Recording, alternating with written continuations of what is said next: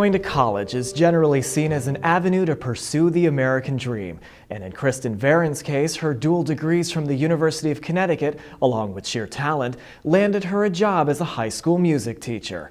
But while the door to her professional career flung wide open, the door to her financial freedom slammed shut. Currently, Kristen owes just over $136,000 in student loan debt, boiling down to a whopping $1,200 monthly bill, similar to a mortgage payment, but without a house and without the ability to declare bankruptcy.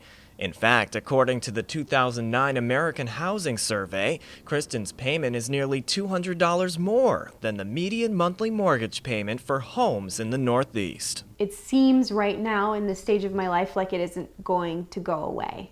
I feel like I'm going to be doing this for the rest of my life. And I think that each year, even though it does get a little bit easier, the bills don't go away. And I have a 20-year loan. So looking forward into the future, I'm thinking, am I going to be, this tight for 20 years? Am I going to be able to, get married and start a family and feel financially secure? It does drive a lot of fear in your life. How is my life going to be affected because of the debt that I face?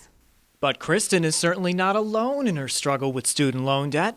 According to FinAid.org, the national total is currently just under $980 billion. But why is there so much student loan debt in America? We met up with David Cadden, a business professor at Quinnipiac University, to find out why students are relying so heavily on student loans. You see that the cost of education has risen significantly more than the inflation factor over the last decade and a half, and I think if you take a look at it, there are a number of factors that are involved. In one case, students have an expectation of better facilities, and the administration loves to be, in any institution, loves to be able to build facilities, whether it's labs, dormitories, classrooms. They love to be able to do that.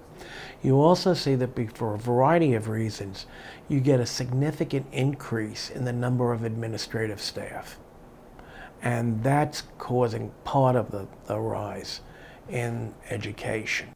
In fact, today at Kristen's alma mater, tuition is just over $25,000 for non-Connecticut residents. But just 10 years ago, students from out of state were paying $13,500 per year. That's an average increase of 6.5% each year, about double the inflation rate. But on a national level, rising tuition is causing what some call an epidemic of student loans, something that needs to be cured.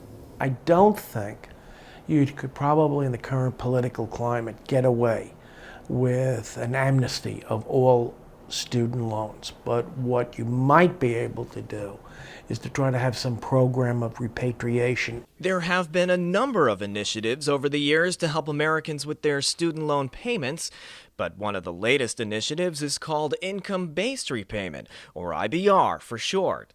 This program was passed by Congress and signed into law in 2007. I'm here to announce that we're going to speed things up. In October 2011, President Obama brought IBR into the spotlight by issuing an executive order to make the program accessible to more Americans. Currently, IBR offers a number of repayment terms for federal student loans.